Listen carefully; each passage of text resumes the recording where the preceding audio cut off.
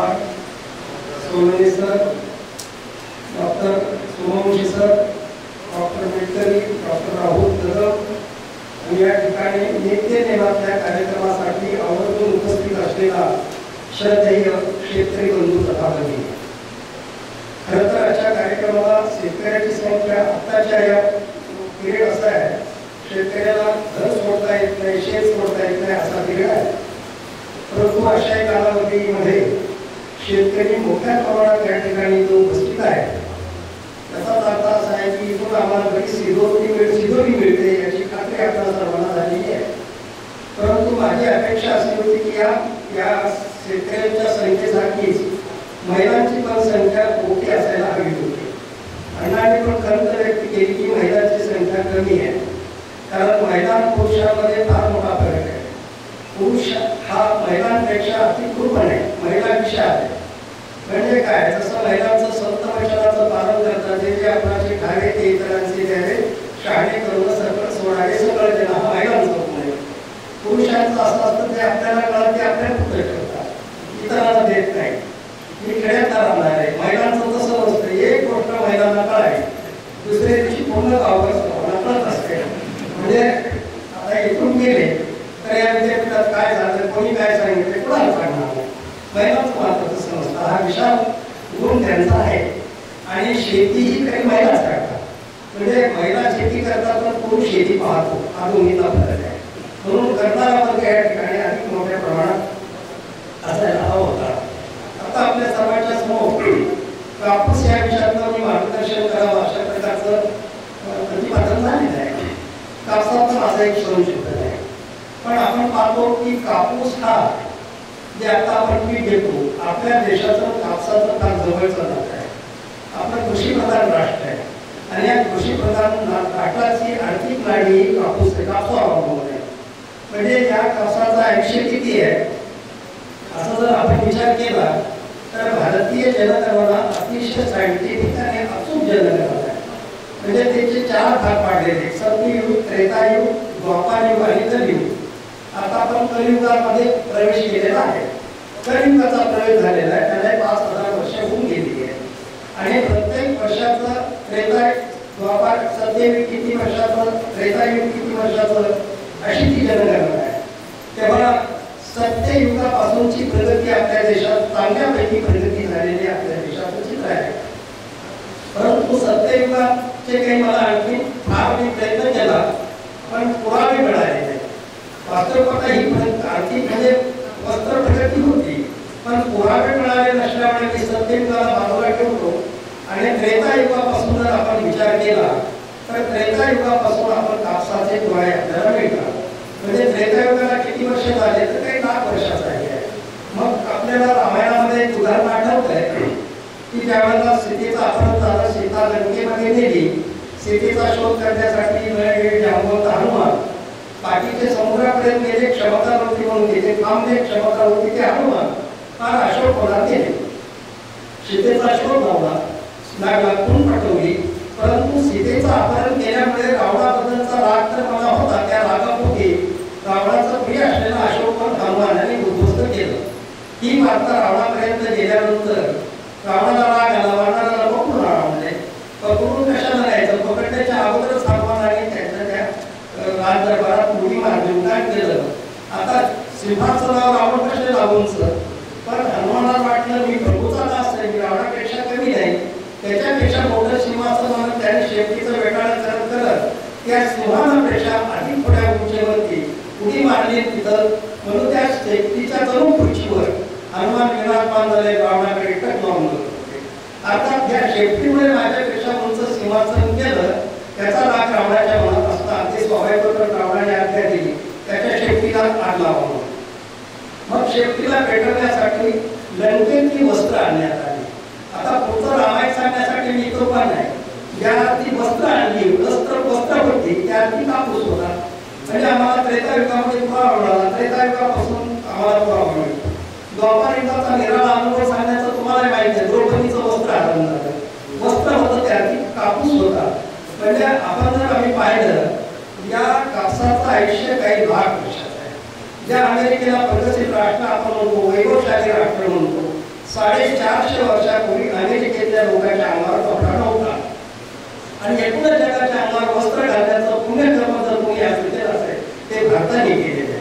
म्हणजे जगाला द्रौपदीच्या रूपात पाहिलं तर भारताला कृष्णाच्या रूपात पाहावं लागेल. वस्त्र पुरवणारा देश म्हणून या देशाचा अर्थखातं कशावर होतं तर कापसावर होतं आणि कापसावर असल्यामुळे लघु उद्योगावर होते. म्हणजे कापसापासून संगीत करण्याचे ढेके असायचे, हातमाग असायचे, मोठ्या प्रमाणात लघु उद्योग कापसावरती असा चालायचा. इंग्रजांच्या काळात सर्वच रचनावरती हात सोडून देऊ, परंतु आपण पाहिलं की कापसाचं हा जो लाखो वर्षाचा प्रवास त्या कापसाने केला. म्हणजे भारताने कृषी क्षेत्रात किती प्रगती करावी. मी नेहमी वर्णन करत असतो की प्रगतीचा शेवटचा प्रमाण त्याच्यापुढे प्रगतीच नाही. भारताचं सर्व किती आहे, धान्य, कडधान्य, भाजीपाला वगैरे वगैरे. म्हणजे आपण पाहिले की कापूस हा इतके वर्ष प्रवास करून आला, लाखो वर्ष, थोडा नाही, तर कुठेही त्याच्यावरती कीड पडण्याचा आम्हाला कुठेही प्रवास आढळत नाही. कीड विरहित असलेलं एका अर्थाने ते झाड आहे. ब्रिटिश कॉटनचा प्रवास ब्रिटिशच्या आताच्या काळातला 2002 पासूनचा, पण अलीकडे आपण आपल्याला पाहावं लागायला की किती कीड वगैरे उत्पादन खर्च वाढायला लागला. परंतु इथं काय येतं ते म्हणजे ठीक आहे, बाकीचे सांगतात की कीड पडत नव्हती. बियाणाच्या बाबतीत शेतकरी पराभव नव्हता, हाताने सरकी बाजूला करायची, आपलं बियाणं आपल्याजवळ, परंतु त्याचं उत्पन्न 3 क्विंटल प्रति एकर असा त्यात आपण सांगतो. असं सांगणं म्हणजे त्या कापसावरती त्याच्या क्षमतेवरती आम्ही आरोप करतो.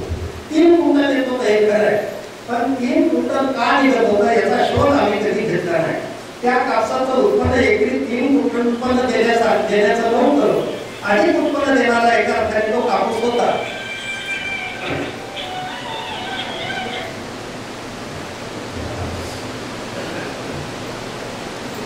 अधिक उत्पन्न देणारा कापूस होता. 3 क्विंटलच का नाही दिलं असा एक प्रश्न उपस्थित राहतो. तर आम्ही पाहिलं की त्या कापसावर किती अन्याय करावा. एवढा अन्याय करून त्यांनी 3 क्विंटल आम्हाला किती अन्याय म्हणजे काय. मी लहान होतो, आमच्या घरी शेतकरी कुटुंबात जन्माला आलो तेव्हा मी सरकी करायला मला घेऊन जायचे प्रत्येक वेळेस. बाजारात 40 किलोचा एक पोतं मिळायचं, त्याला छानपैकी सरकीनं ओढायचं, सावलीत वाळवायचं आणि मोठी घेऊन त्यांनी सरकी पेरायची. किती पेरायची, एकरी 40 किलो. एकरी 40 किलो आम्ही केवढा अन्याय. म्हणजे मूग पेरावा, उडीद पेरावा तसं आम्ही कापू. 40 किलो पेरूनही त्याने आम्हाला एकरी 3 क्विंटल उत्पन्न दिलं. मी म्हणत असतो त्या ब्रिटिश कॉटनची सरकी काढा, त्याला शेण लावा, गोड चांगलं सुकवा आणि एकरी 40 किलो पेरा, अर्धा क्विंटल सुद्धा उत्पन्न मिळणार नाही आपल्याला. मग लक्षात येईल की उत्पादन जर आम्हाला त्या पिकाचा न्याय त्याला देता आला असता, अंतर हे करता आलं असतं. परभणी जिल्ह्यात गंगाखेड तालुक्यात माऊली शिंदे नावाचे शेतकरी का कुणाष्टो काय तर असे प्रगत असेल. त्यांनी काही फार इतके बाय इतके लावला असं वगैरे नाही, पण थोडा पातळ केला. तो कापूस पातळ केला, त्याला एकरी 8 क्विंटल उत्पन्न आलं. परभणी कृषी विद्यापीठाचे शेतकरी सांगायचे आम्ही प्रत्यक्षात पाहिलं म्हणून विश्वास करतो, नाहीतर हा कापूस एवढा उत्पन्न देणार आहे याच्यावर आमचा विश्वास होत नव्हता. अशा परिस्थितीमध्ये ब्रिटिश कॉटनला मोठं उत्पन्न 18-20 क्विंटल पर्यंत जायचं आणि मग शेतकरी एकदम भारावून झाला. त्यांनी एकाच वेळेला 2 गोष्टी केल्या. एकाच वेळेला कोणत्या 2 गोष्टी केल्या. हा कापूस एकदम टाकला, टाकत नाही टाकला, एकदम टाकला आणि हा कापूस एकदम स्वीकारला. त्यांना वाटतं एवढी मोठी क्रांती स्वाभाविक आहे. तसं कापूस पाहिलं तरी शेतकऱ्यांनी 10-15 क्विंटल 3 क्विंटलच्या पुढे गेला नव्हता, परंतु त्यांनी तो कापूस स्वीकारला. आज चांगला देशी माल वगैरे, परंतु परंपरेने चालत आलेल्या कापसाचे 5 सरक्या जरी मला कुठं मिळाल्या कोणी दिल्या तर मी त्यांचे फार आभार व्यक्त करेल. त्या बांधक्याचं फार मोठं ज्ञानात मी रूपांतर करू शकतो.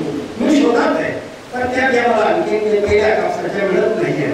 परंतु आपण हा जो कापूस आला, काही दिवस शेतकऱ्याच्या अंतर्गत असं म्हणते जेव्हा फॉरेन वगैरे वगैरे, आज जो कापूस 15-20 क्विंटल कापूस उत्पन्न देत होता त्या कापसाची आज सरासरी उत्पन्न 5 ते 6 क्विंटल आहे. हे बरोबर आहे का. 5 ते 6. एखाद्या शेतकऱ्याचं व्यवस्थापन चांगलं असेल, थोड्या खताचा अधिक उत्पन्न खत टाकत असेल, फवारणी करत असेल, उत्पादन खर्च वाढवून एखादा शेतकरी 8 क्विंटल 9 क्विंटल उत्पन्न काढत असेल, पण हा अपवाद झाला. त्या गावचे 2-4 शेतकरी, सर्व शेतकऱ्याचं जर पाहिलं साधारणपणे 5 ते 6 क्विंटल या कापसाचा असा झालेला आहे. आणि त्यात मराठवाडा, खानदेश आणि विदर्भ त्या भागातलं सर्व घरातलं आता कापसावर अवलंबून आहे. कापूस पिकला तर घर सर्वपणे आनंदी राहतं. आता आपण ही स्थिती कापसाची आली आहे. म्हणून मध्यंतरच्या काळामध्ये आपण पाहिलं की शेतकऱ्यांनी या पिकाला सोडलं आणि मग कुठलं तरी पीक धरलं पाहिजे म्हणून सोयाबीन धरलं. आणि मग आता आपण पाहतो की सोयाबीन सुद्धा ती अवस्था आता येऊन लागलेली. एक दिवस तुम्ही सोयाबीनला सोडा, मग हे सोडा ते सोडा, धरणार काय? परंतु आताच्या अवस्थेमध्ये कापूस सोडावा असं पीक नाही, कापसाला धरून ठेवावं असं प्रकारचं ते पीक आहे. मग तुम्ही म्हणाल एवढा खर्च करून 6 क्विंटलचं उत्पन्न देणारा आम्ही कापूस धरून ठेवा का? वास्तव पाहता हा कापूस एकरी 6 क्विंटल उत्पन्न नाही, कमीत कमी 15 ते 20 क्विंटल उत्पन्न देणारा हा कापूस आहे. परंतु मग तुम्ही त्या कापसावरती मी ज्यावेळेला चिंतन करत होतो की का बरं त्याचं उत्पन्न एवढं का कमी, ज्यावेळेला याचा शोध घेत होतो मला एक प्रश्न 88 जे महापात्र आले होते त्याने मला प्रश्न विचारला की पहिल्यांदा ही गळफांदी कापड तुमच्या लक्षातच कसं आलं असं ते म्हणाले. आणि त्याने म्हटलं आम्ही हजारो शास्त्रज्ञ आम्हाला कधी लक्षात आलं नाही हे गळफांदी कापड तुमच्या कसं काय लक्षात आलं. आता त्या प्रश्नाचं उत्तर त्याला मी निराळ्या पद्धतीने दिलं, त्याला ते प्रश्न आपण सोडून देऊ. परंतु ज्यावेळेला त्या कापसाचा विचार करत होतो की इथं त्या कापसाचा विचार केला, लक्षात आलं बेटे कॉटनला 2 प्रकारच्या फांदी असतात. आपण सर्वजण खाली येते त्याला आपण गळफांदी म्हणतो, त्याला आपण मोनोपोडिया म्हणतो, आणि वर येते ती गळफांदी त्याला इंग्रजी सिम्पोडिया म्हणतात. किंवा खालची गळफांदी वरची गळफांदी. गळफांदी कसं करते की जमिनीतून त्या खोडातून थोडी बाजूला येते आणि उंच वाढायला लागते. झाडाची मूळ झाडाची एवढी उंची या गळफांदीची असते.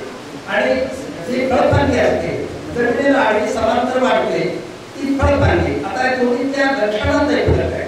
ही जी गळफांदी आहे हिची जाडी मूळ खोडा एवढी जाड असते, उंची झाडाच्या उंचीला. जाडी मूळ खोडाला कॉम्पिटिशन करते आणि उंची मूळ झाडाच्या उंचीला कॉम्पिटिशन करते. गळफांदी मात्र तिच्या खताच्या झाडाच्या खोडाला किती खत टाकला त्या गळफांदीचा थोडा आकार वाढत नाही.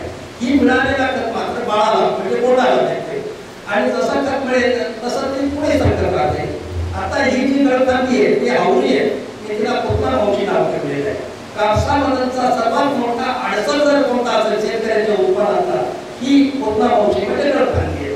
ही काय करते, एकूण टाकलेल्या खताचा 70% खत या 3 फांद्या खातात. एका झाडाला 3 किंवा 2 क्वचित 4 3 फांद्या असतात किंवा 2 तर पक्क्या. तर या फांद्या 70% आदरच घेतात.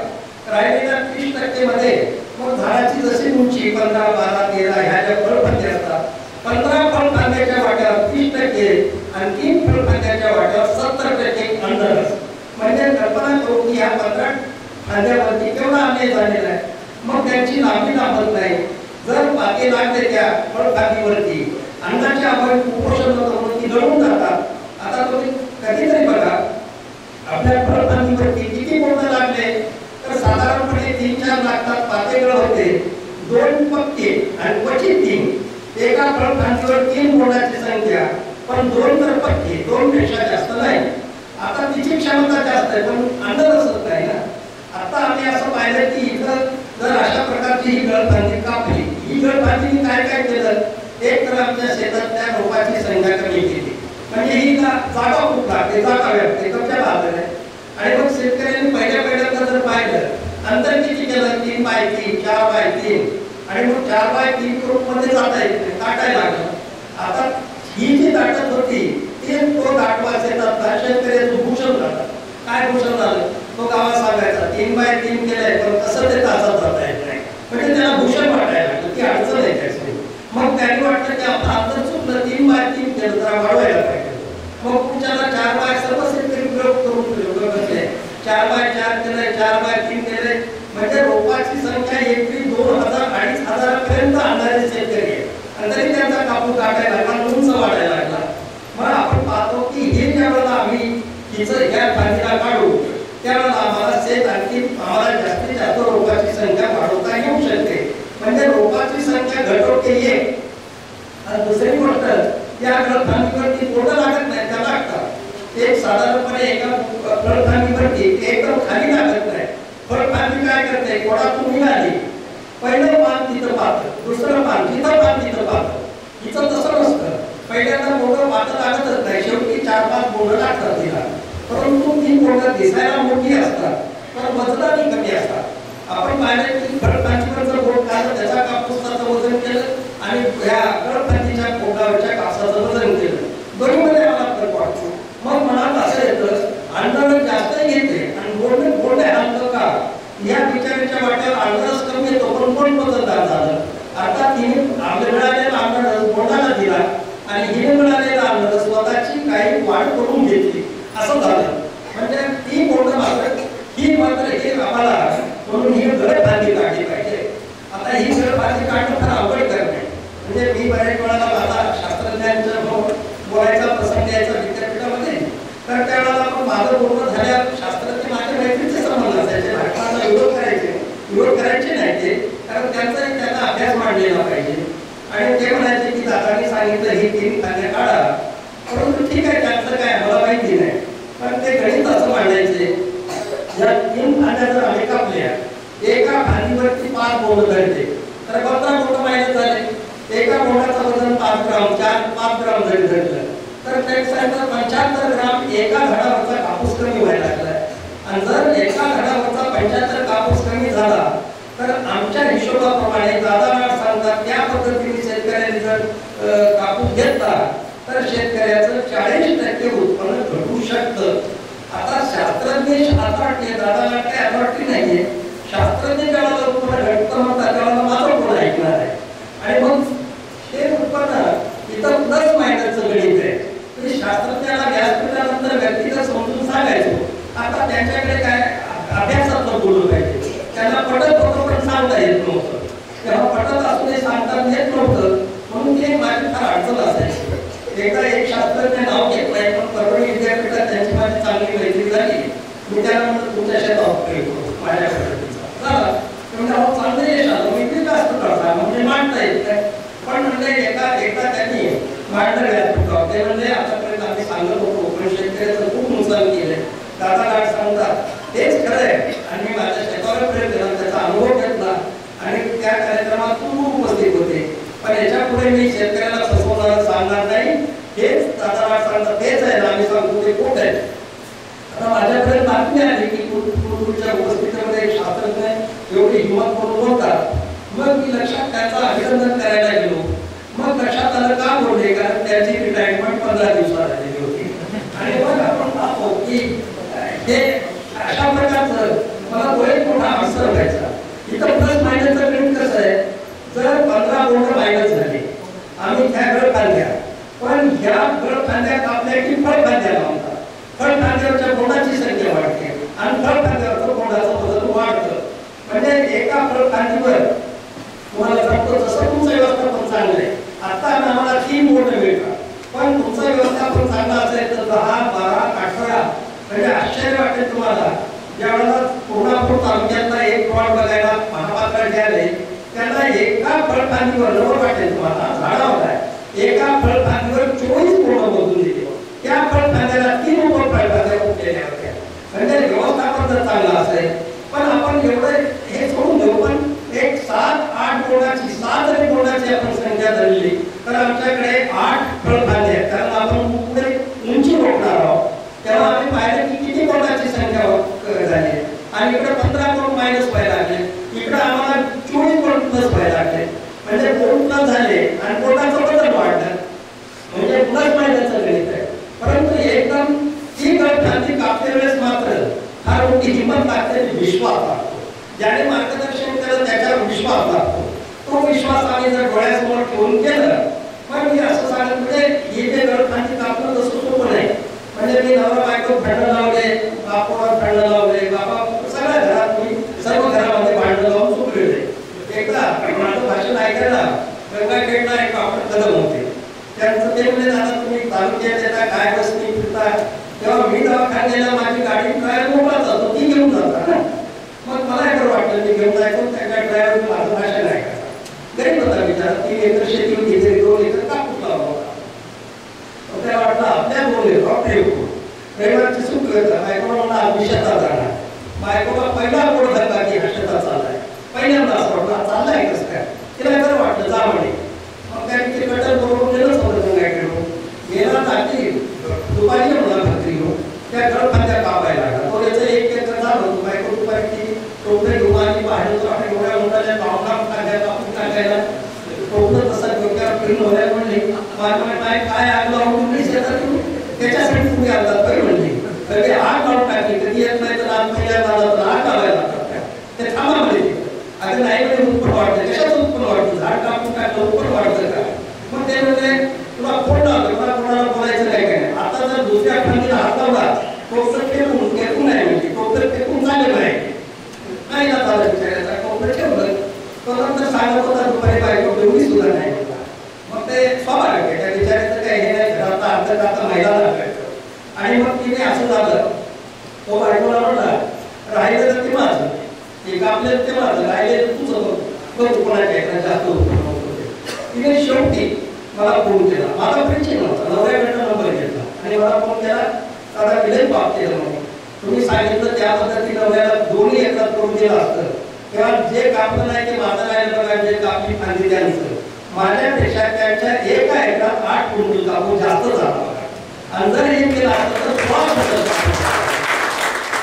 पुढच्या वर्षी मला मात्र कारण पायाच्या डोक्यात पस्तर पुढच्या वर्षी केलं नंतर मला पुन्हा फोन आला दादा म्हणे मी लई गेली माझ्या शेतात लई मोठ्या लोकांच्या काळी घ्यायला लागला काळी म्हणजे का आणि लोक एक गुण बघा वाळका करतो म्हणजे आणि म्हणून त्या गावात अख्खा गाव त्या गायचा 2 एकरावरचा चांगला कापूस बघायला यायचे हे महिलांच्या डोक्यात म्हणून आपण पाहिलं की गळ फांदी एका तर चंद्रपूर जिल्ह्यात तुम्हाला एखादा फोन आला दादा म्हणजे तुमचं मी त्याला आणखीन पाहिलं नाही युट्यूबवर खूप भाषण ऐकून पण मला त्या गळ फांद्या मायबाप कसे ते कापून देत नाही काय करू म्हणजे एक नाटक कर मला काय करू मला दुसरे सकाळी बॅग कर मायबाप विचारतात तू चांगली बॅग करून कापून वगैरे असं तर भरायला लागला मायने विचारलं तू चालला मला गावाला पुणे गावाला पुणे नाही मला कुठं काय पत्ता नाही आपल्याला जायचंय कुठं काही जायचं कशात टाकेल संन्यास घेणार आहे तुला संन्यास तिथं राहून काय करू म्हणणार पुन्हा येणार नाही पाया पडायला म्हणा हे शेवटचं तुमचं दर्शन पुन्हा बिलकुल इथं मग का पडेल काय करू म्हणा तुम्हाला शेती करू देत नाही तुम्ही घरी बसून काय करू मला घर खाती कापायची कापू देत नाही माझ्याकडे तुला भविष्य होते सोडून गॅस सोड आणि हे बघ सगळा कापूस कापून टाक आणि काही बघायला तुला पक्कर का मला पक्कर सुट्टी काय तेच करायचं होतं फक्त त्याला म्हणलं हे नाटक कर पण बायकोला सांग हे नाटक आहे तू घाबरू नको बायकोला सांग मला म्हणलं तुला झालं तुला सोडलं आणि अक्षरशः नंतर त्याच्या आईचा मार दादा नंतर कळालं तुम्ही कोणाला नाटक करायला लावलं लई फायदा झाला म्हणे गरिबाचं कधी कापसाची घर बदलून होता घर बदलले म्हणे तेव्हा प्रश्न माझ्या पद्धतीचा चंद्रपूरचा तो शेतकरी असा अनेक घरात मी पहिल्यांदा भांडण होते पण नंतर मात्र ते दोन्ही घरकुल झालेले ते असे भांडणाला गेले खरं तसं सुरुवातीला असं होऊ शकतं समन्वयाच्या घराला समजून सांगितलं समजा नाहीच ऐकलं मी म्हणतो शेतकऱ्यांना प्रयोग करा ना शेतकरी हा प्रयोगशील असला पाहिजे पहिल्यांदा 2 तासात करा नंतर जे घरात विरोध करतात वडील करतो का बायको जे विरोध करतात त्यांना दाखवा याचे बोल बाकीच्याचे बोल या एका झाडाचा कापसाचं वजन कर याचं कर त्या भाऊ म्हणते बायको विरोध करायचं बायको म्हणून पुढची करा भाऊ म्हणेल तर भाऊ म्हणेल वडील परवानगी घ्यायची परंतु शेतकरी हा प्रयोगशील असला पाहिजे तेव्हा इथं आम्हाला असं कळालं आम्हाला गड फांदीला जर अन्नच दिलं फायदा काय झाला गड फांदीवरच्या पोटाचं वजन वाढलं आणि संख्या वाढली हा एक फायदा झाला दुसरा काय फायदा झाला आम्ही जे 5.5 लोकांची 5,000 लोकांची संख्या घेत होतो आता माझा अंतर शेतकऱ्यांना अंतराची शिफारस काय इथे एक शेतकरी शक्यता आहे की म्हणजे 3 ठिकाणी शेतकऱ्याचं घोडं पेंड खातं एक तर गड फांदी काढत नाही तिथं घोडं पेंड खातं दुसरी गोष्ट 3 मायली अंतर तुम्हाला कारण तुमच्या मनात इतकं फक्त भय बसलंय मी 4 बाय 1 करतो 4 बाय 2 करतो तरी मध्ये जाता येत नाही 3 बाय 1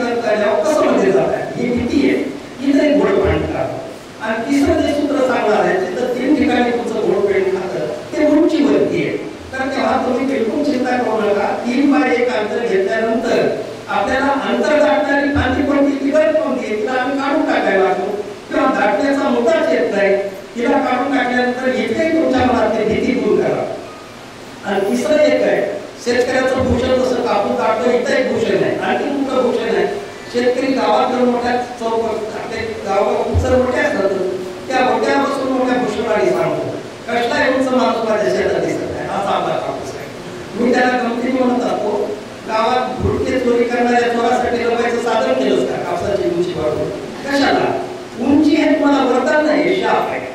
आणि म्हणून आम्हाला उंची पण रोखता आली पाहिजे, किती रोखता आली पाहिजे. खरं तर माझ्या याच्या कापसातले 3 प्रमुख सूत्र आहेत. एक तर गळ खाली कमी अंतरावर कापून लावली 3 पाये, दुसरा आहे की गळ खाली कापते, आणि तिसरा कापसाची उंची मर्यादित ठेवली. ती मर्यादित सुद्धा किती, तर 3 बाय 1 अंतर आम्ही ठेवलं तर आता आमच्या शेतामध्ये रोपाची संख्या 14,800.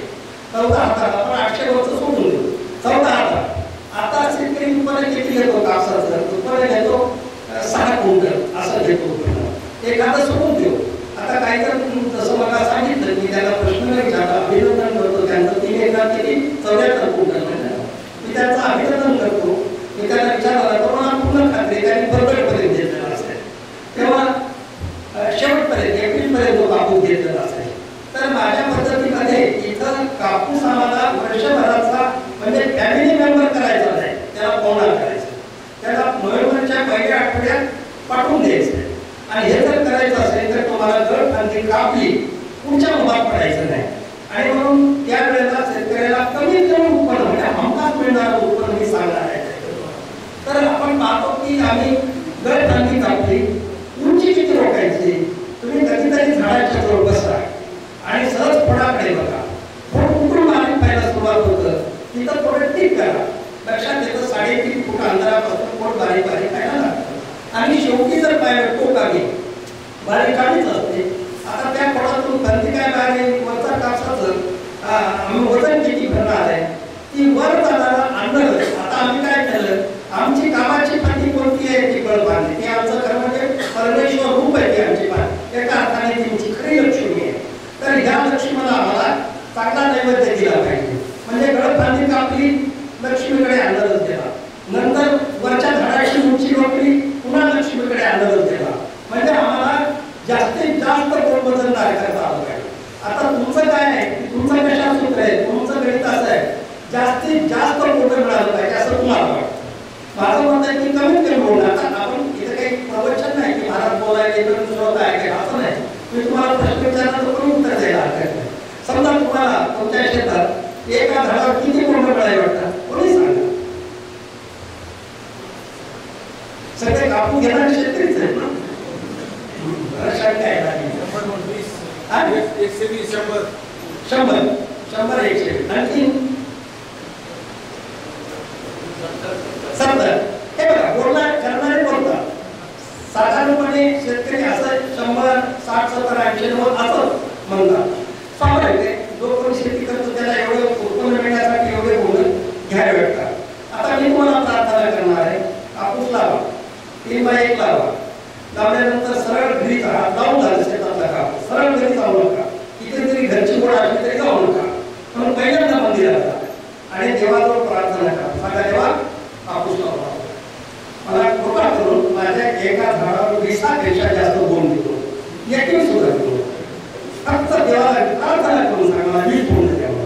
आता देव पण दरवर्षीच गिरायचे, दरवर्षी येतो, हात जोडतो, देवाला 70-80 लोक बोंड देते, पिढे वाटी नारळ असं म्हणतो.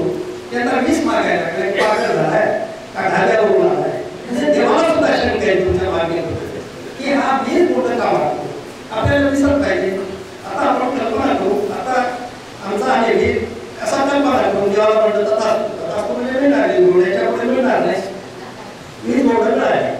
आता जर तुम्ही कधी तुम्हाला एक प्रश्न विचारतो, उत्तर माहिती आहे मला, तुमचं उत्तर माहिती आहे तरी प्रश्न विचारतो, तुम्ही कधीतरी तुमच्या शेतातला एखाद्या बोंडातून कापूस काढून बोंडातला वजन केलंय का कधी? केलं नाही ना, गरज नाही. आता काय करायचं, वजन केलं नाही. दुसरा प्रश्न आहे की एका झाडाचा पूर्ण कापूस वेगळा केला आणि त्या कापसाचं वजन केलंय का कधी? उत्तर आहे नाही. म्हणजे आंधळ्याची शेती का डोळसाची शेती? आणि सहज माझ्या मला शंका आली, आमची आंधळ्याची शेती राष्ट्राची शेती काही कामाची नाही, राजाला कारण असतं. आणि म्हणून आम्ही कधीतरी पाहिलं पाहिजे माझ्या एका बोंडाचं वजन किती भरलं, एका झाडावरचा कापूस मोडला आम्ही किती भरला. एका झाडाने आम्हाला जर 1 ग्राम कापूस दिला तर मग आमच्या शेतात रोपाची संख्या आम्हाला माहिती आहे, 3 ग्राम म्हणजे 3 रोपाची संख्या. आम्हाला कापूस वेचल्याच्या अगोदर कळतं की मला एकरी किती कापूस होणार आहे. शेतकरी इतका अभ्यासाने डोळा साधला पाहिजे. तर याच्या नाही तर याच्या पुढे आता तुम्ही बोंड मिळाले आमचे 20 आले. आता तुमच्या लक्षात येईल, आता मी सांगतो, तुम्ही वजन जरी केलं नसलं तुमचं एका झाडावरच्या वेगळ्या बोंडाचं वेगळ्या फांदीवरच्या बोंडाचं वेगळं वेगळं वजन आहे. खालच्या फांदीवर पहिल्या तुमचा 5 ग्राम कापूस आहे, मधल्या याच्यावर तुम्ही आता 4.5 किंवा 4 पर्यंत, आणि शेवटी त्याला तुम्ही शेवटचं 3 ग्राम का 2 ग्राम आणि दोन्ही नंतर एका विशिष्ट उंचीनंतर पूर्ण पण पुरतं का, तर खेड्यापाड्यात कोंडी म्हणतात, तिकडे काय म्हणतात मला माहिती नाही. 2 पकड्या किंवा कोंडी, 2 कवडी 2 बोंड, 2 इकडे हे निघतात बाजूला. तर मग आमचा उत्पन्न घडतं. मग आम्ही पाहिलं की सरासरी तुमचा कापूस वरचा 1.5 ग्राम धरला 5 मिळाला, तुम्हाला सरासरी किती कापूस मिळाला गेला? 3 ग्राम. 3 ग्रामाचं तुमचं वजन आहे. 70-80 बोंड मोजायला लागला, वजन शेवटी कधीतरी कल्पना करा 60-70 बोंड तर घ्यायला लागला, आणि कापूस 6 क्विंटलच्या पुढे का जाईल असा कधीतरी तुम्हाला प्रश्न पडलाय का? कुठं डेव्हलपमेंट व्हायला लागलं? आणि मग माझ्या याच्यात असं आहे की बोंडाची संख्या घेण्यापेक्षा बोंडाला वजन जाणून करा. आता तुम्ही खात्रीपूर्वक या वर्षी आता तुमचं गेले तरी पण घर खाते कापू शकता. नंतर तुम्ही जे बोंडाचा कापूस बाजूला काढा, वजन करा, तुम्हाला लक्षात येईल बोंडाचं वजन झालं 8 ग्राम. किती वजन ग्राम? 8 ग्राम. खालच्या ग्राम खालीचं बोंडाचं वजन 8 ग्राम, मधलचं वजन 8 ग्राम, टॉपचं वजन 8 ग्राम, हा मान 8 ग्राम. तर आम्ही पाहिलं की इथं वजन कमी होत नाही, खालचं वेगळं वरचं वेगळं नाही. एका बोंडात औषधाला सुद्धा कोणी सापडला नाही, प्रत्येक बोंड बंद आहे.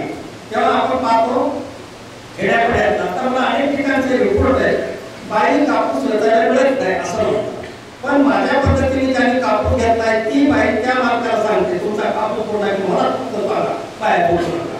कारण जी बाई 40-50 किलो कापूस देते ती बाई माझ्या पद्धतीचा 70-80 किलो कापूस देते. तिला पटकन बोंड निघतात. तेव्हा मी पाहिलं की मजुराच्या दृष्टीनं त्या ठिकाणी 50 किलोचं हे 600-700 किलो त्या कापूस वेचणीमध्ये मिळायला लागलेला, तुम्हाला मजूर मिळायला लागलेला, हा फायदा. आणि आता आपण पाहिलं की 8 ग्राम कापूस मिळाला, आपण 8 बाजूला सोडू 7 ग्राम देऊ, 7 बाजूला ठेवू 6 ग्राम देऊ, 6 बाजूला ठेवू 5 ग्राम देऊ. 5 ग्राम का छक मारून द्यावं लागेल. 5 ग्राम हे कसं आहे, आम्हाला बरोबर 5 ग्राम बोटाचं वजन द्यावं लागेल. मग एका झाडावर आम्हाला किती कापूस मिळायला लागला? किती? 100 ग्राम. बरोबर आहे. आमच्या शेतात लोकांची संख्या किती आहे? 14,000. किती क्विंटल कापूस झाला? 14 क्विंटल. 6 म्हणून 14 विनाश आहे. तर उत्पादन खर्च आता यामध्ये दोन्ही फायदा आहे. ज्या शेतकऱ्याला आज उत्पादन खर्च आम्ही करून बघतो, ज्याला उत्पादन खर्च कमी करता आला त्याची सुद्धा शेती नफ्यात राहू शकते. इथं आपला उत्पादन खर्च निघाला आला, कारण आपल्या या ठिकाणी मी सांगितलं की तुम्हाला 2 गोष्टी सांगितल्या, गळपाती कापायला सांगितली आणि झाडाची उंची रोखायला सांगितली. पण ती किती रोखायची हे नाही सांगितलं. तर झाडाची उंची किती रोखायची? आपली कमर जेवढी असेल तेवढं काट करून टाकायचा. मी नेहमी उदाहरण सांगतो, माझ्या युट्यूबवर काही भाषण ऐकलं असेल काही उदाहरण ऐकलं असेल, पण शक्यता आहे तर पहिल्यांदा बरेच जण असल्यामुळे उदाहरण तुम्ही काय ऐकलं नसेल. कोणत्या एका काही जर मुलीला जर आढळलं, तिला माहिती आहे मला खरं मार्गदर्शन कोणतरी ऐकलं, लगेच कोण नव्हते आणि विचारलं. आता महाराष्ट्रात काय कुठे आहे? बाहेर कोणतं आहे? पंढरपूर आहे ना. माझे माहेर विठू माऊली, म्हणजे माझ्या माहेर पंढरपूर. शेतकरी कापूस लावतो नेमकी आषाढी वारीची वेळ असते. आता माहित आहे तर शेतकरी तिकडे आहे, तेव्हा शेतकऱ्याला प्रश्न पडला उंची किती ठेवावी. शास्त्रज्ञ वेगळं सांगतात, दुकानदार वेगळं सांगतो, शेजारी वेगळं सांगतो, मी ऐकावं कोणाचं. मग अशा प्रसंगी पंढरपूरला गेला आणि पांडुरंगाच्या पुढे उभा राहिला जवळ, मला देवा मी कापूस लावला. शास्त्रज्ञ एक सांगतात, दुकानदार वेगळं सांगतो, शेजारी तिसरं सांगतो. मला तू खरं सांग मी कापसाची उंची किती ठेवू असा प्रश्न विचारल्या पांडुरंगाने तो बरोबर वाटतो आणि मग सांगितलं एवढी उंची ठेव. तेव्हा मी शेतकऱ्याला विनंती करतो, माझं नाही तर नाही विचारायचं आहे का, आणि ती उंची मात्र ती उंची तुम्हाला फायदा देणार आहे. अधिक उंचीचा कापूस हा थोडा उंच केला, पोटाचं वजन कमी झालं. आम्हाला मोठं दान करायचं आहे. एक जण असा सिरोट टाकलाय पांगरी म्हणून लावला, त्याला मला शेतात मला बायको. आता कापूस तुम्ही सांगितलेल्या पद्धतीने कट करा, पण बायको कसं तयार केलं तिला सांगा. मी म्हणलं ते कोण सांगितलं कापूस कापूस ते फायदा आहे. लईच लहान दिसायला लागला तर इतका लहान कापूस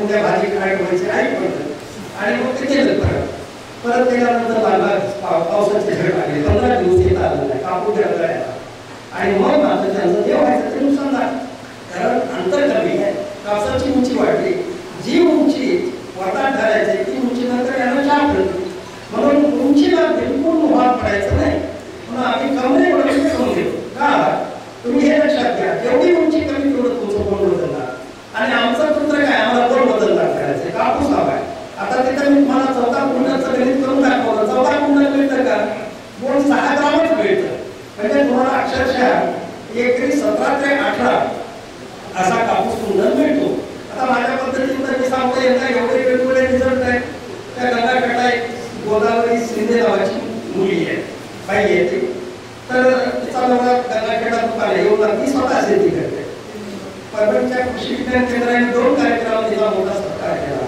एकरी 24 क्विंटल कापूस पण धडधडपर्यंत तिने मध्ये अगदी ऑक्टोबरच्या शेवटी नोव्हेंबरच्या पहिल्या आठवड्यात पूर्णपणे कापूस काढून टाकला नंतर ज्वारी घेतली 24 क्विंटल कापूस घेतला त्या डासाळा म्हणून गाव आहे त्या डासाळ्याला असंच एक युट्यूबवर भाषण ऐकून त्यांनी माझ्या पद्धतीने कापूस दिला कृषी विज्ञान केंद्राने कार्यक्रम ठेवला आणि मला मी गेलो मी येणाऱ्या म्हणजे ते नवरा बायको तर त्या शेतात कार्यक्रम आपले उपस्थित होते कार्यक्रम संपला शेतकरी परत गेले ते दोघं नवरा बायको आले मी कधी पाहिलं नव्हतं त्याला म्हणजे मीच्या शेताची माहिती आहे युट्यूबवर तुमचं आम्ही दोघं नवरा बायको शेतात बसून तुमचं युट्यूबवरचं भाषण ऐकतो आणि तुम्ही जसं सांगितलं तसं केलं बघा मला एकूण 3 एकर शेती या 2 एकरात आम्ही कापूस देतो ती म्हणजे मग नवीन झालं तसं त्या 2 एकरात कधी मला म्हणे 10 क्विंटलपेक्षा याचा 12 क्विंटल जातात 10 क्विंटलपेक्षा कापूस जास्त होत नाही यावर्षी तुमच्या पद्धतीने आम्ही केला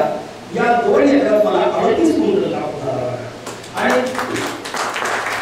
त्याच्यामुळे म्हणजे की हा कापूस काढला मी आणि आता भोग घ्यायला ती म्हणजे आतापर्यंत मला वाटायचं मी लय गरीब आहे आता वाटायला वेळेच मी म्हणतोय 38 क्विंटल कापूस पुन्हा गहू धान्य आणि पैसा दोन्ही गोष्टी मिळायला लागल्या तेव्हा एका हाताने हे तंत्रज्ञान शेतकऱ्याला वरदान करणार आहे की उत्पादन खर्च कमी निघावर कसा आता एक 5 फूट कापूस फवारायचा कमरे एवढा फवारायचा तेव्हा औषध कमी लागेल की नाही वेळ कमी लागेल दुसरी गोष्ट 70% अन्न खाणारी गट आम्ही कापून टाकली खतात बचत झाली म्हणून खतात बचत झाली फवारणी बचत झाली तिसरा फायदा असा आहे पिकाच्या कोणत्याही पिकाचा जेवढा सूर्यप्रकाशाचं अनन्यसाधारण महत्व आहे सूर्यप्रकाश ते बुडापर्यंत चाललाय सूर्यप्रकाश बुडापर्यंत एकही चुकून सडण्याची शक्यता नाही तेव्हा आम्ही पाहिलं की सूर्यप्रकाश बुडापर्यंत खत कमी औषध कमी उत्पादन खर्च म्हणजे उत्पादन पटीत नाही आता त्यांनी 30% जरी म्हणलं तर 30% काय प्रमाणात करण्याचं काही कारण नाही माझं उत्पन्न पटीत आहे 2.5 पट 3 पट अशा प्रकारचं उत्पन्न या पद्धतीने येतं आणि म्हणून आपण पाहिलं की या पद्धतीने जर शेतकरी खरं म्हणजे तीन मार्गे माझी शिफारस आहे नाही खरं तर माझी शिफारस आहे 2 पाहिजे कापूस परंतु एकदम माडीवर खाली उतरवलेच पायऱ्या उतरवलं पाहिजे एकदम उतरवणं शक्य नसतं आता ती तुम्ही 4x1 4x2 तुम्हाला आणायचं मी म्हणलं 2x1 इथं ऐकायला तुला सोडून द्या काय करायचं 2x1 इथं टाकायला करायचं म्हणून एका जण बाहेर म्हटलं दादा तिथे काय घेऊन ठेवा म्हणजे आपण पाहिलं की हे 2x1 काय 2x1 ला मला उंची किती ठेवायची फक्त 2.5 तुम्ही जर जशाला तसं केलं तशाला तसं होतं 2.5 फूट उंचीवर जर तुम्ही रोप टाका तेच गणित आहे उलट ठेवणं झाडाचं की पोटाचं वजन अधिक पपईचं उदाहरण द्या तुम्ही जेवढं पपईचं झाड ठेवलं तेवढं फळ होणार जसं पपईची उंची वाढेल तसं फळाचा आकार लहान तसं हे 2x1 2.5 फुटावरचं जे झाड आहे त्याचा अक्षरशः 8-9 ग्राम होऊन जातात गणित तेच आहे आमचं एका झाडावर 100 ग्राम कापूस पण 2x1 या पद्धतीने आमच्या एका एकरात रोपाची संख्या किती 21,000 रोपाची संख्या 2x2.5 फूट उंच म्हणजे सूर्यप्रकाश बुडापर्यंत पुन्हा खत कमी झाला पुन्हा फवारणी कमी झाली उत्पन्न मात्र 21 फूट क्विंटल कमीत कमी 21 याच्यात ते वाढू शकतं आणि मग आम्ही पाहतो या तंत्राने आणि चालय केव्हा कापूस कधी खरीप हंगामात निघून जातात मग तुमच्याकडे पाणी असेल तर तुम्ही घेऊ शकता गहू घेऊ शकता कमी पाणी असेल तर हरभरा घेऊ शकता आणखी कमी पाणी असेल तर मराठवाड्यातली प्रसिद्ध असणारी दादर कोणी शाळू म्हणतं दादर म्हणतं मोठी ज्वारी रबीची ज्वारी म्हणतं ती ज्वारी घेऊ शकता कुठलाही किंवा कांदा घेऊ शकता, वंचित करून टरबूज घेऊ शकता. सेकंड क्रॉपला तुमचं शेत मोकळं झालं आणि पुन्हा पिकाचा फेरपालट झाला म्हणजे बोंडअळी येण्याची सुतराम शक्यता नाही. एका पिकाचा फेरपालट झाल्यामुळे पुढच्या वर्षी पुन्हा तिथं तुम्ही कापूस घ्यायला मोकळे आहात. म्हणून एका वर्षात 2 पीक देणारं उत्पन्न म्हणून प्रत्यक्षात मुळात तुम्ही जाऊ नका. त्यामुळे बोंडअळी यायला लागली. नंतरच्या याचा थोडा आवर घालून दुसरं पीक आम्हाला आमच्या शेतात घेता आलं पाहिजे, तो हा कापूस देतो. म्हणून अशा प्रकारचा इथे कापूस आहे. आता एकूण 8 राज्य जसं आता युएसए लागलेली त्याचा वेणू केला जातो. खरं तर माझं हे संशोधन 20-22 वर्ष माझे आतापर्यंतचे फुकट गेले आयुष्य फुकट जात नाही. मी शेतकऱ्याच्या शेतात जायचो, एका तासावर करायचो, कुठून शिकत हो करतो. मी अशा खेड्यापाड्यात म्हणायच्या माय बराई पण आशा म्हणू नये. मी आशावर जगत होतो. मला वाटायचं हा पुढच्या शिकत रिपोर्ट केला, अरे केला का कापूस नाही मला बापा रिपोर्ट दिला नाही, कोण आहे रिपोर्ट व्हायचा. इतके वर्ष मी शेतकऱ्याच्या मागे लागून परंतु कोणत्याही गोष्टीला वेळ द्यावी लागते, काळ द्यावी लागते. तसं आपल्या एकूण जगाच्या एक फार मोठं संकट येऊन गेलं. त्या संकटाचं नाव होतं कोरोना. आणि म्हणून ह्या कोरोनाला मी ठरवलं की पहिल्यांदा पंतप्रधान 15 एप्रिलपर्यंत लॉकडाऊन होणार आहे. पण मी बसून विचार केला की हे 15 एप्रिल काही ठरलं नाही, हे वर्ष 1.5 वर्षाचं संकट आहे.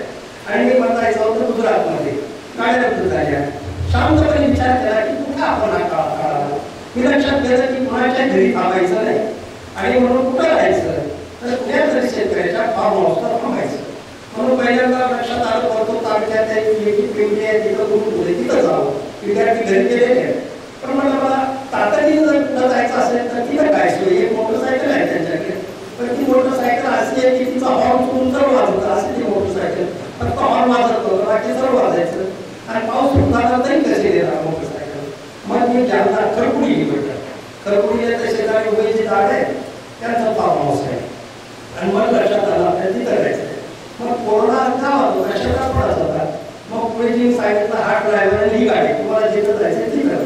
मग मी त्या जाफराबाद तालुक्यामध्ये शिवपूर आंबोली आणि दुसरा एक चव्हाण तर त्या लोकांनी असं ठरवलं की दादामध्ये तुम्ही किती सांगा आमचं शेताचं वाटोळं होत्या आम्ही लावतो तुम्ही सांगितलं तसं करतो. पहिल्यांदा 2 बाजार मला भेटले. आपण खूप चांगला त्यावेळेला कोरोनाचा भर पिरियड होता. पुढच्या वर्षी कोरोना फार कमी झाला. मग एक दिनेचे कुलकर्णी म्हणून किसान सुद्धा नाटी सगळं टँकर तिथं भाव गेले. ते म्हणजे हा तर आपण आयसीआरचे चेअरमन आहोत. पण पहिल्या वर्षी उपचेअरमन आले सुरेश चौधरी फार भारावून गेले. त्यामुळे घरी सांगितली आणि त्यामुळे दादाने किती साऱ्या गोष्टी सांगितल्या खायची गरज नाही करा आणि विशेष अंतरावर का किती सारी गोष्ट आहे म्हणजे पुढचं वाक्य त्याचं असं आहे ते म्हणजे जे साधं दिसायला साधं असतं तरी साधं नसतं. जर साधं होतं तर आम्हाला का नाही कळालं. ज्या ते आम्हाला कळालं नाही ते नक्की साधं नव्हतं. आता दादाने समोर आलं असतं तर आपल्या पुणे शास्त्रज्ञाच्या डोक्यात आलं असतं. म्हणून सुरेश चौधरीने पुन्हा महापात्राला आणलं. तिथून ती वेळ होती कोरोना असली समाजाचं संकट असलं तरी भविष्यात शेतकऱ्यांचं ते होत आहे. आणि म्हणून महापात्र आले आणि याने उंची घेतली. आता तर आयसीआर मान्यता दिली. 7-8 राज्यात आता कापूस घेत आहेत आणि सरकारने पण आता एक 8-10 दिवसापूर्वी त्याला मान्यता दिलेली आहे. तेव्हा अशा प्रकारचं जर तंत्र या तंत्राने आपण जर कापूस घ्यायला लागलो तर शेतकऱ्यांसाठीच घरात पूर्णपणे एका अर्थाने दारिद्र्य दूर करणार. कुठल्याही शेतकऱ्याला मुलींच्या लग्नाच्या वेळेला 1 रुपयाचं कर्ज घ्यावं लागणारच नाही अशा प्रकारचं ती कापूस आहे. तेव्हा आम्हाला कापसाला सोडायचं नाही. भविष्यात सोयाबीन तुम्हाला सोडावं लागणार आणि तुम्ही सोडलं नाही तर सोयाबीन तुम्हाला सोडणारच नाही. अशा वेळेला तुम्हाला मदत दिला परंपरेने लाखो वर्षापासून जर रूप जरी बदलत असतं त्यावेळेस आता कापूस रूप बदलून बेटी नाव आलं तरी ह्या देशाला वरदान करणारं कापूस एकच आहे.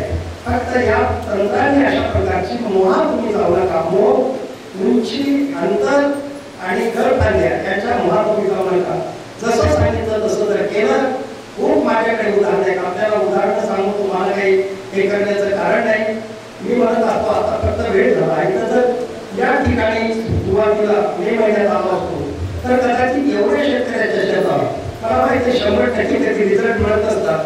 येणाऱ्या काही सर्व दुधाच्या काड्या असतात. हा थोड्या दुधाच्या काड्या असतात. बाकीच्या दूध हलवणाऱ्याच काड्या असतात. पण इतक्यापैकी 25 जणांनी जरी केलं असतं तर मला तरी माझा प्रोसेस आहे, पण म्हणजे की एका वारीने काय देऊ लागणार पुढच्या वर्षी. आणखी एक आहे की मग त्याची जरा पद्धत अशी आहे की काय काळजी घेतली पाहिजे. तर पहिला खताचा डोस घ्यावा, दुसरा घ्यावा आणि तिसरा घ्यावा. पहिला खताचा डोस कापूस लावण्याच्या अगोदर 40 दिवस. म्हणजे आम्ही कापूस लावतो आता खानदेशात तुम्ही म्हणजे लावतात 10 मे 15 मे, तो नंतर पावसात येतो. अगदी 1 जून ते 5 जून पर्यंतच केव्हाही पाऊस पडला तसा पाऊस पडेल तेव्हा आणि ज्याच्याकडे पाणी आहे म्हणून त्यांनी नियमित लावणी करू नये. त्यांनी 1 जून ते 5 पर्यंत केव्हाही लावणी करावी, पण जूनमध्येच करावी.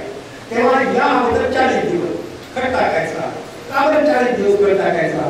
कारण खरं तर मी रासायनिक खताची शिफारस करणाऱ्या गटातला मी नाहीये, पण मी सर्वसामान्य जेव्हा शेतकरी आहे, सर्वांकडे शेणखत सेंद्रिय खत असेलच असं नाही, सर्वांसाठी म्हणून रासायनिक खत. रासायनिक खत काही टाकल्या त्याची मात्रा लागू होत नाही. 40 दिवसानंतर मात्रा लागू होते आणि 40 दिवसांवरून अगोदर 40 दिवस. मग का कारण काय? तर आपण काय करतो का आपण कुठून दोन पाहणार आला की पहिली मात्रा देतो. आपल्याला वाटतं खत टाकला उद्या असं नाही, वाढण्याचे काही कापूस सुरुवात करत नाही तर त्याला 40 दिवस उशीर होतो. आणि मग हे पहिलं जे खत आहे तो फार महत्वाचा असतो. कारण कोणताही जीव आणि त्यातून पिलू बाहेर येतो, पोटातून माळ बाहेर येतो की बीजातला अंकुर बाहेर. कुणीही जन्म घेणाऱ्या बाळाला अंकुराला जन्मल्या भूक लागत असते हा निसर्गाचा खेळ आहे. आणि मग त्यावेळेला 40 दिवस अगोदर टाकल्यामुळे बीजातून अंकुर बाहेर आल्या या खताची मात्रा लागू झाली आहे आणि ती मात्रा अतिशय महत्वाची असते. आणि दुसरी मात्रा ज्यावेळेला तुम्ही पहिला खत टाकता त्यावेळेला दुसरा खता लागू द्यायचा.